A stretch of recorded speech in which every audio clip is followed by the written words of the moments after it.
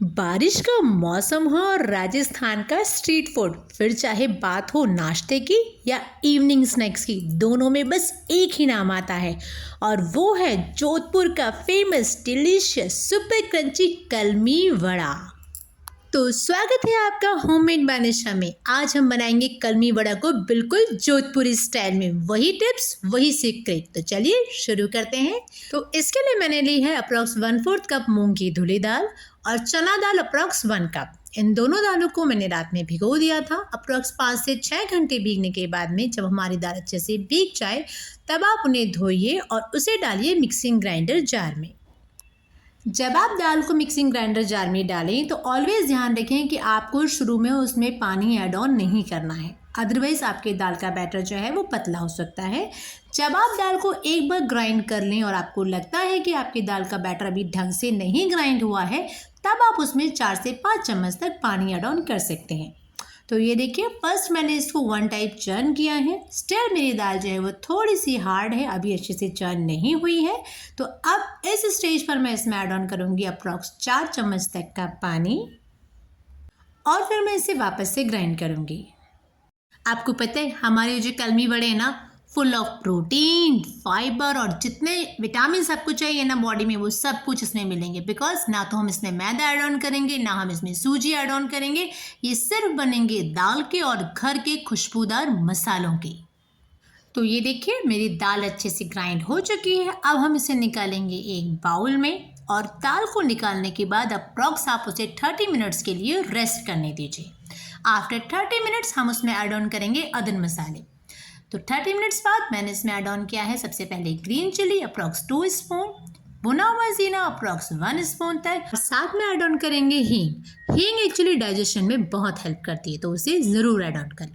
Next मसाला हमने इसमें डाला है हल्दी पाउडर ½ टी स्पून, साथ में रेड चिली पाउडर मैं ऐड ऑन कर रही हूँ 1 टीस्पून। बट बिकॉज आपने ग्रीन चिली डाली है इसलिए रेड चिली की क्वांटिटी ध्यान से डालें। थोड़े से खट्टे खट्टे स्वाद के लिए मैंने इसमें ऐड ऑन किया है अमचूर पाउडर अप्रॉक्स 1 टीस्पून जितना। सॉल्ट ऐड ऑन किया है एज पर टेस्ट। अब इसके फ्लेवर को एनहेंस करने के लिए हम इसमें डालेंगे जिंजर गार्लिक का पेस्ट अप्रॉक्स ½ टीस्पून। आप चाहो तो इसे क्रश करके या चॉप करके भी ऐड ऑन कर सकते हो। अब मैंने ऐड ऑन किया है coriander powder approx 1 teaspoon and last and final हमारा ग्रीन ग्लू, हाँ जी, कोरिएंडर लीव्स। बट स्टिल हमें इसे देना है जोधपुरी टेक्सचर, तो वहाँ का एक मेन इंग्रेडिएंट होता है जो कि है चावल का आटा। ये मैंने डाला है 2 चम्मच। एक्चुअली चावल का आटा जो है किसी भी फ्राई फूड आइटम को एक अच्छा टेक्सचर देता है, क्रंचीनेस देता है और उसके फ्लेवर को एनहेंस करता है। सारे मसालों को अच्छे से मिक्स कर दीजिए। क्योंकि हमने इसमें चावल का आटा डाला है इसलिए उसे अच्छे से सेटल डाउन होने के लिए आप इसे अगेन 20 to 30 मिनट्स के लिए ढक के रख दीजिए। 20 to 30 मिनट्स के बाद में एक बाउल में लीजिए पानी और उसे हाथ पे लगाते हुए आप जो है अपने वड़े तैयार कीजिए। थोड़ा सा पानी लीजिए, हाथ पे लीजिए, हथेली पे भी लगाइए और उसके बाद में इन वड़ों के बैटर को हाथ में लेके गोल गोल शेप दीजिए। ध्यान रखिए आपके ये जो वड़े हैं बहुत ज़्यादा मोटे नहीं होने चाहिए। और अब आप इस पे अच्छे से आगे पीछे से पानी लगाते हुए इसे अपने हाथ से हथेली से कवर करते जाइए। अगर आपको लगता है कि कहीं से कटाया फटा हो रहा है तो वहाँ पे भी आप थोड़ा सा पानी लीजिए, इसे अच्छे से रैप कीजिए और इसकी एक आलू की टिक्की जैसे बनती है ना, सेम वैसे ही आप टिक्की बना लीजिए। बट इसे आप प्लेट में नहीं रख सकते हो बिकॉज ये सॉफ्ट होता है और आपने हथेली पे जो है पानी भी लगाया हुआ है। तो डायरेक्ट इसको आप डालिए अपनी गरम तेल की कढ़ाई में। ये देखिए, मैंने एक बार फिर से बनाया है, सब तरफ से मैंने इसे पानी से लॉक कर दिया है और नाउ अब मैं इसे डायरेक्ट पोर करूँगी हमारी गरम गरम तेल की कढ़ाई में। ध्यान रहे कि आप इसको 1 बाय 1 डालें। डालने के बाद में आप इसे डायरेक्ट पलटने की कोशिश ना करें, अदरवाइज ये नीचे से चिपक के टूट सकता है।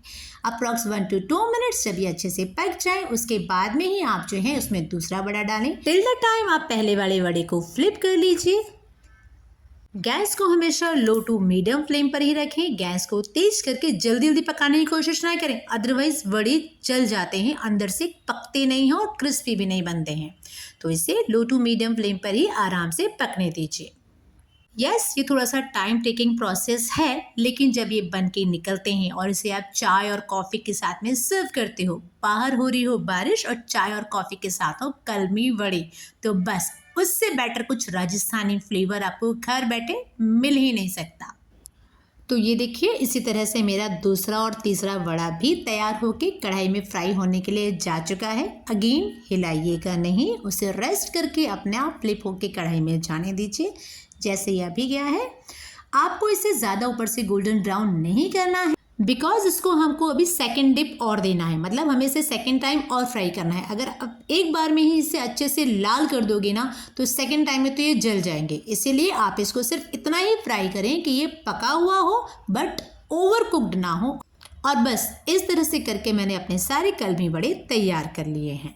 वन इम्पॉर्टेंट बात, अगर आपको इसे बनाते समय ऐसा लगता है कि आपका बैटर स्टिल ढीला है, तो आप उसमें चावल का आटा अगेन आधी से 1 चम्मच और ऐड ऑन कर दीजिए। तो अप्रॉक्स 200 ग्राम दाल में मेरे ये 5 वड़े बनके तैयार हो गए हैं, लेकिन स्टिल ये वड़े हैं, कलमी वड़े नहीं बने हैं। तो जब ये अच्छे से ठंडे हो जाए, रूम टेम्परेचर में आ जाए, तब आप लीजिए एक नाइफ और एक वड़े के 3 से 4 स्लाइस आप निकाल लीजिए।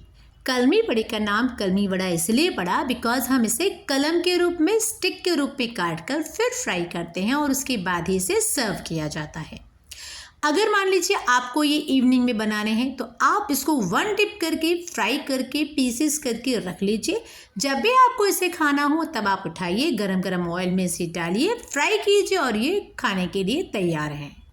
तो इस तरह से मैंने अपने सभी वड़ों की 3 से 4 स्लाइसेस कर लिए हैं और इन्हें मैंने रखा है एक प्लेट में। अब बारी है इनको फ्राई करने की। मैंने आपको पहले ही बता दिया है, आपको जब खाने हो तब आप फ्राई कीजिए। इट्स नॉट नेसेसरी कि आपने अभी बनाया है और आपको इसको अभी ही फ्राई करना है। आप इसे आज बनाएं, आप इसे कल भी फ्राई कर सकते हो, बस आप इसको एयर टाइट कंटेनर में ढक के रखें। नाउ अब आप कीजिए ऑयल को गरम और उसमें 1 बाय 1 अपने सारे कलमी बड़े जो है डाल दीजिए। अब ये एक्चुअली कलमी बड़े हैं बिकॉज ये कलमों के रूप में, स्लाइस के रूप में कट चुके हैं।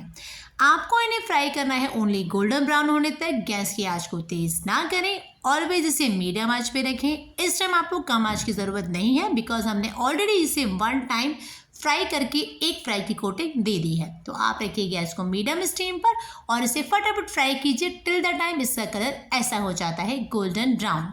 तो ये रहा मेरा सेकंड बैच और उसको भी मैंने जो है हल्का सा गोल्डन ब्राउन होने तक अच्छे से फ्राई कर लिया है।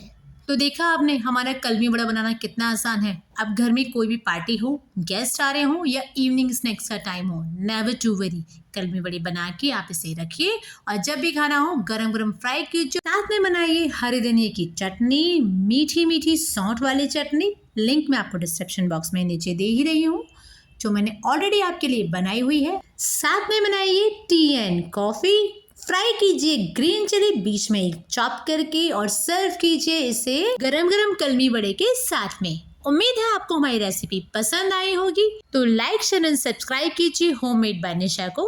मिलते हैं जल्द एक नई वीडियो के साथ। Till the time, thanks for watching.